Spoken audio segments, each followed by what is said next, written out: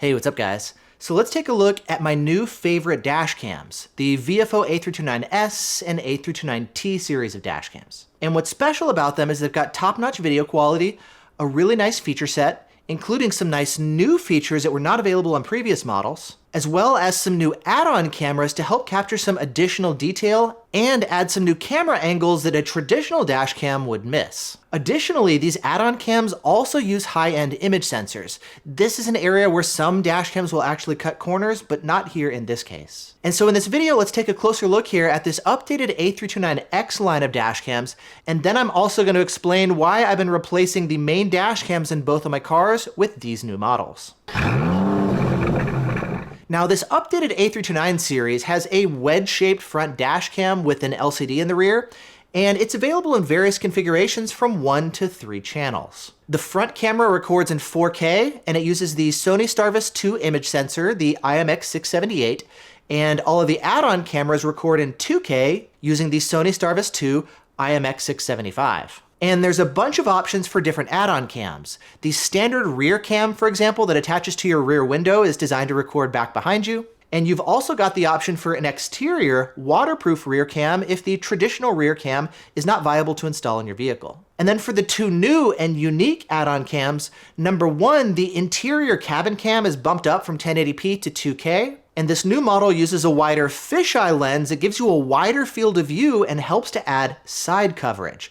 You've also got the option now for a front-facing telephoto cam that's going to zoom in and help to capture those hard-to-read details such as license plates. This dash cam supports HDR on all 3 channels, it records at 30 FPS, and you have the option for the front cam to record in 60 FPS if you're running it as a single channel or dual channel configuration. And then there's also a bunch of different parking recording modes. In addition to your traditional parking modes like your buffered motion detection and impact detection, you've also got 2 new parking recording modes, including a low power long-term parking recording mode, as well as a new hybrid parking recording mode that combines traditional recording and low power recording. And then for increased storage capacity, you've got the option to connect an SSD. The dashcam has a new multiplexing feature that is going to allow you to combine multiple different camera angles into one single video file. You've got Wi-Fi built in so you can connect to it using your app, and there's Wi-Fi 6 available here for faster transfer speeds. There's options for hands-free voice control, as well as an optional Bluetooth remote so that you can trigger the emergency recording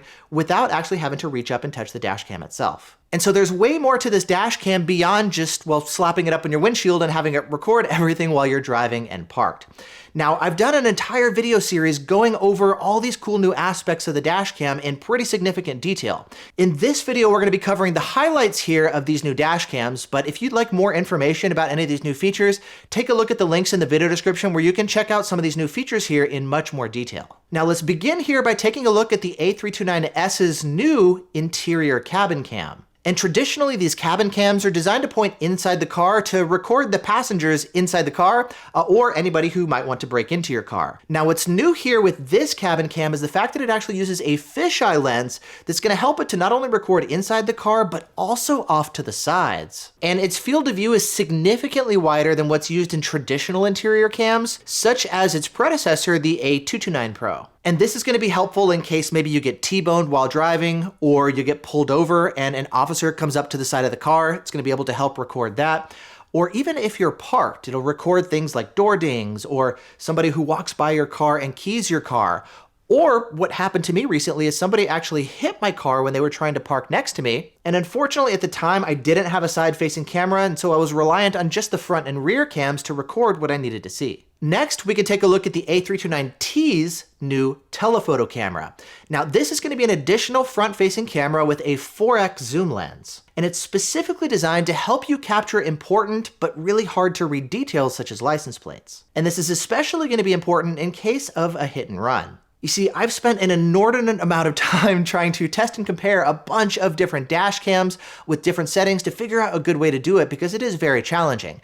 But this telephoto here on the A329T is head and shoulders above any other traditional wide-angle lens that you could possibly consider. It's also better than any other telephoto dashcam I've tested yet either. And this telephoto I found to be especially helpful here in North America, where we have smaller license plates than they have in Western Europe, for example. And so for that reason, if you're considering a 2-channel front and rear dashcam combination, I think it's actually a really good idea to add this third telephoto dashcam as an option. Next, Viofo also has an A329W series, which is going to be giving you an external waterproof camera. And this is going to be helpful, for example, if you're installing it on a truck that has no rear window, as well as on pickup trucks if you don't want to have the bed of your truck blocking a chunk of the visibility in the rear cam, or even on a convertible so you can get rear recording even when you put your top down. Viofo also sells a version with 2 exterior waterproof cams called the A329WW, and this could be used, for example, to give you 2 external side-facing cameras, kind of similar to what you get with the Tesla cameras. And speaking of having all these different camera angles, let's next take a look at the new multiplexing feature. This is going to allow you to combine multiple different camera angles into one single video. And this is going to make it much easier for you to see what's going on all around your car at the same time. And it's going to make it nicer in case you want to share it with people online, or you'd like to share the video with police and insurance in case of an incident on the road. Now you can of course have the Dashcam set up to record with all of the different video files individually, but we've got a couple different ways to combine them here with the multiplexing feature. The first option is going to be a 2-channel multiplex where you're going to be combining one of the add-on cameras right alongside the front camera. And it's going to put the 2 video files side by side.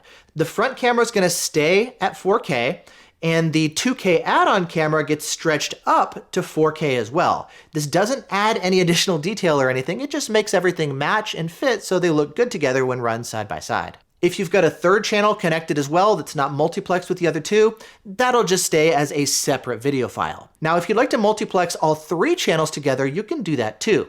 Again, the front camera is going to remain at 4K, and then the other 2 channels are going to be put directly underneath it, and they're actually going to be downscaled from 2K to 1080p. This does mean that there is going to be a bit of loss in video quality with this resolution drop, but in testing I found that it's not as detrimental as I was expecting. The quality is actually still pretty good here nevertheless. Now for maximum video quality, you're going to want to run with all the different camera angles recording independently, but for convenience, you now have the option to combine them here with the multiplexing feature. And it's worth mentioning that the multiplexing feature is built into the Dashcam. It doesn't require you to buy any additional hardware the way you would have to with some other implementations. Next, let's move on and take a look at the new low power impact detection parking recording feature. Now the Dashcam of course still has your traditional parking recording modes, including several different time-lapse options that give you a sped up video with no audio. You've got your auto event detection, which is going to be giving you buffered motion and impact detection. So in case of a hit and run, for example, it can record before, during, and after the impact.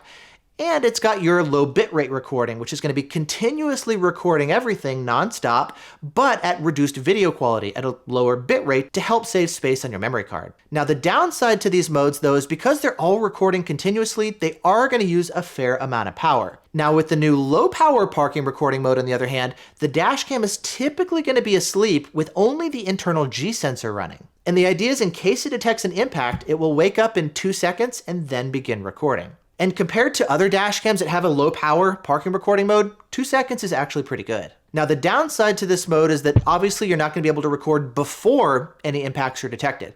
The upside though is that instead of recording for maybe 12 to 18 hours, for example, with the low power parking recording mode, you're going to be able to record for well over a week. And so if you like to keep your car parked on the street over the weekend, for example, or you go away on longer trips, this low power parking recording mode is definitely going to be useful. Next, there's also a new hybrid parking recording mode, which is kind of going to give you the best of both worlds with your traditional parking recording initially, and then eventually it will switch over to the low power parking recording mode. And the idea here is as the battery starts to drain while your car is parked, instead of just shutting off the Dashcam altogether and getting no protection, instead it can switch on over to the low power parking recording for a while and give you some additional coverage and protection. Now there's 2 different ways to do this switch between your traditional parking mode and the low power parking mode. Number 1 is to use it based off of a timer, so after 6-8 hours or whatever time you want, it will switch from one of the traditional parking modes over to the low power parking recording mode. And I like to use this parking recording option, especially because I'm using a dedicated Dashcam battery pack to power the Dashcams while parked. Now the other option is to have the dashcam switch when the car battery drops to a pre-specified level, and then eventually the dashcam will shut off altogether based on the voltage shutoff threshold that you set on the parking mode cable. Now for this voltage transition mode, you do have to have the new HK6 parking mode cable, which is not yet released. And so for that reason, I haven't had a chance to test it yet, but I'll do a video once mine arrives. Nevertheless, the idea is the HK6 will pass the voltage information over from your car battery to the dashcam, so the dashcam knows when to switch from traditional parking recording mode to the low power mode. And this voltage transition option is the only feature that requires the new HK6 parking mode cable. Everything else, including the low power parking recording mode and the hybrid parking recording mode using the timer, is available with the current parking mode cable, the HK4. And I've been testing these dashcams for the past month or so, and overall, I've really been liking them.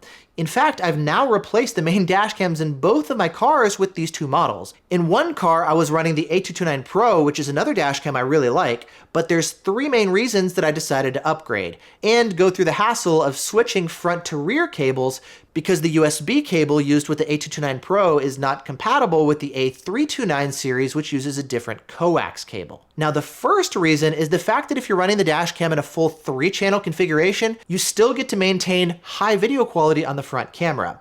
With the A229 Pro, because it used an older processor, the video quality actually gets reduced quite a bit on the front camera in 3-channel mode. In fact, the highest video quality setting on the A229 Pro running at max bitrate is actually the lowest bitrate, the lowest video quality setting on the A329S series. And so thanks to the faster processor here on the newer model, we can continue to maintain high video quality even in a full 3-channel configuration. Now, reason number 2 is for the upgraded wider interior cabin cam. You see, I've already got a pair of dedicated side cameras in that car that are installed on the side windows on the rear of the car. I installed them back there because those windows are fixed and they don't go up and down like the traditional windows. Now, the downside of that setup though is that because they're installed towards the back, they do miss anybody that walks up toward the front of the car, whether it's a police officer or somebody snooping into my car who wants to look around and potentially break into the car. And this new interior cabin cam that can record off to the sides does a much better job of recording anybody who wants to approach my car from the sides up at the front of the car. And the third reason I'm upgrading is to get the new low power long-term parking recording option. You see, in my Audi, I actually run 5 different dedicated dashcam battery packs. Now, to be fair, a big part of that is for comparison testing, not only for the different battery packs, but also because I'm constantly running a bunch of different dash cams for testing purposes. However, with the A329S, I'm now finally going to have the option to record for much, much longer than what I can get with even a traditional dash cam battery pack plus an expansion. There's plenty of other benefits as well, things like Wi-Fi 6 for faster transfer speeds, or the multiplexing capability, or the SSD support, but personally I'm not going to be using any of these features, and so they're not really a big deal or a reason why I did the upgrade in this car. Now, in the other car, I've been running the previous generation A329, the 2-channel version. And one of the most obvious benefits is the fact that the newer model supports 3 channels, not just 2 like the previous one. And luckily in this case, it's basically plug and play to upgrade models. You just slide the old front camera off the mount and then put the new one in its place. You still use the same mount, the same power cable, the same cable connecting to the front and rear cameras. It's actually the exact same rear camera as before, so I can just keep using my existing one. I just have to swap out the front camera. And once I do that, I can add a 3rd channel, and in this case, I've added the telephoto camera up front, and that's been a really helpful upgrade to help give me that additional detail capture that I can't get from just the traditional front wide-angle camera. Additionally, that's the car that we always take to the airport when we go on trips, and having the long-term parking recording mode is going to allow me to finally record for well over a week instead of not even a full day. And so as you can tell, I'm pretty excited about these new dash cams and the new features that they add. That said, are they perfect? No, they've got some issues here as well. Number 1, the 60 FPS recording option did not actually work initially. However, Viofo just released a firmware update that restores the 60 FPS functionality. Number 2, there can also sometimes be this weird frame skipping issue. And I'm not entirely sure what causes this. I suspect it might be due to running the dashcam in a full 3-channel configuration at the maximum bitrate option, and some memory cards can really struggle to record continuously. For that reason, I think running the Viofo Viofo branded cards is going to be especially important. Number 3, there's also no spoken notifications to let you know if an impact was detected in parking mode the way you can get with some of the other dash cams. This is something that they're developing. There's a beta firmware floating around where they're testing it, but it's not available yet at this time here on this dash cam. Number 4, the memory card on the side of the dash cam can be kind of difficult to remove or pop back in, especially if you've got your nails trimmed pretty short. Number 5, there's this weird quirk with the dash cam where sometimes it can actually shut parking mode off all by itself and disable any parking mode protection. This happens to me, for example, when I remove the dash cam and the memory card to pull some of the footage. When I then put the dash cam back on the mount while my car is still parked in the garage, when the dash cam boots up, it no longer can see the parking mode cable, and so it disables the low power parking recording and the hybrid parking recording option. The other parking recording modes will still show up, so they're not an issue if you're using one of the traditional parking recording modes. However, if you're using one of the new ones, you are going to have to make sure that the car is actually powered on and the engine is running when the dash cam powers back up to ensure that it can recognize the parking mode cable and continue letting you use the 2 new parking recording modes. And so I'm hoping that a software update can help with this as well, so you can always just put the dash cam back on the mount and it'll continue letting you use these 2 new parking recording modes even if the car is turned off. Number 6, the dashcam does a good job of switching from parking mode to driving mode next time you get back in the car, as long as the dashcam is still powered on. However, if the dashcam shut off, say you've been parked for a while and the battery shut off kicked in, well, it actually takes quite a while for the dashcam to wake up and begin recording again. Number 7, when it comes to firmware updates, you can't do it over the air using the phone app. You're going to have to go to the website and download the firmware update file, put it in the memory card, and update that way. And while that's not that big of an inconvenience, there's a lot of manufacturers nowadays who offer firmware updates just using the app, and I'd love to see Viofo finally implement that feature in their app as well. Number 8, I'd love to see a unified firmware option. You see, all of the different A329X variants have the exact same hardware, but there's different firmware versions depending on if you want to run it with the interior cabin cam or if you want to run it with the telephoto. And they have special firmware update loader files on their website that's going to allow you to switch models. And I would love to see this functionality simplified where you could just choose what add-on dash cams you have plugged into the dash cam and run it accordingly. Number 9, I'd also love to see cloud capabilities. This is also something that's quite useful that a lot of the other competition has already implemented. In fact, this is one of the 2 reasons why I'm still running a Blackview dashcam in one of my cars right alongside my Viofo. The Blackview is there for the cloud functionality and for the spoken notifications in parking mode to let me know an impact was detected. The Viofo I've been running primarily for the improved video quality and now also for the longer parking recording capabilities. And then finally, number 10, I would love to see a 4-channel option of this dashcam available where you could run front, rear, and an interior cabin cam and a front-facing telephoto. There's been so many people that are saying like, hey, I would love to have the option of both the cabin cam with the side coverage and the telephoto. They are working on a firmware update that's going to allow you to run both the cabin cam and the front-facing telephoto alongside the front cam.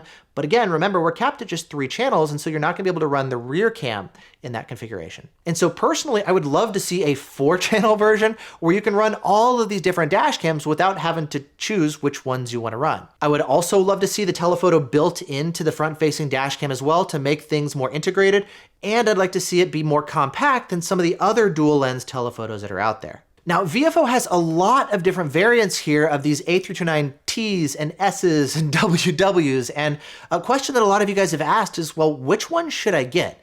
Now, I've thought about it a lot, and I think the A329S 3-channel is going to be the best default option to get. This is going to give you the best coverage and a variety of different camera angles. It's going to give you front recording, rear recording, interior recording, and now also side coverage thanks to the ultra-wide fisheye cabin cam. Now, if you don't want to run the interior cabin cam, maybe it makes you uncomfortable, for example, with having a camera recording in your face while you're driving, you can always turn it off while driving and have it only recording and protecting your car while you're parked, for example, in case somebody wants to break into your car or key your car or something. But nevertheless, let's say for privacy reasons, you don't want to have the interior cabin cam. Well, in that case, I think the next option to get would be the A329T 3-channel. This is the one that's going to give you front, rear, and front telephoto recording. And as I mentioned before, this telephoto is very valuable. It does a really good job of helping to capture those important details like faces and license plates. And since adding a 3rd channel here to this line of dash cams does not degrade the video quality of the front camera, I think it's definitely a good idea to add the 3rd channel here if you're looking for just your traditional front and rear recording. Now, if for your car, for the rear cam, you need the external waterproof cam, then you can pick up one of the waterproof cam variants here of this dash cam. They've got the A329SW, the A329TW, etc. Additionally, if you'd like 2 exterior waterproof cams, they also sell the A329WW as well. And down in the video description, I'm going to link to all of these different variants for you of these different A329X line of dash cams. And so finally, as far as my overall thoughts here with these new dash cams, I think they're basically the best dash cams that I've seen yet. And I say that because the video quality is excellent, and this applies not just on the front cam, but also on the add-on cams too. And these various add-on cams really do contribute a lot to help you get additional coverage beyond just the traditional front and rear recording. It's got a lot of nice features built in, including the new low-power long-term parking recording mode. And so overall, you really do get a lot here with these dash cams. Now, that said, there are other dash cams that offer some features that these ones don't. There's also some dash cams that are going to be more affordable and less expensive than these ones too. That said, if you're looking for the best dash cams that are out there, I think these are going to be the dash cams to beat. And so for that reason, these are the dash cams that I'm now running here in both of my cars, and they're going to be the new benchmark that I'm going to be comparing all of the other dash cams out there to as well. And again, if you'd like to pick up one of these dash cams, I'll have links down in the video description to all of the different variants here of these dash cams. If you'd like more detailed information about the different aspects of these dash cams, I'm also going to have a bunch of other videos available for you down in the description too. And lastly, if you're enjoying these detailed reviews and comparisons and whatnot, make sure you're subscribed and hit the notification bell so you can stay up to date as new dash cam videos go live. And with all that said, thanks so much for watching. Hope you're all doing great, and I'll see you in the next one.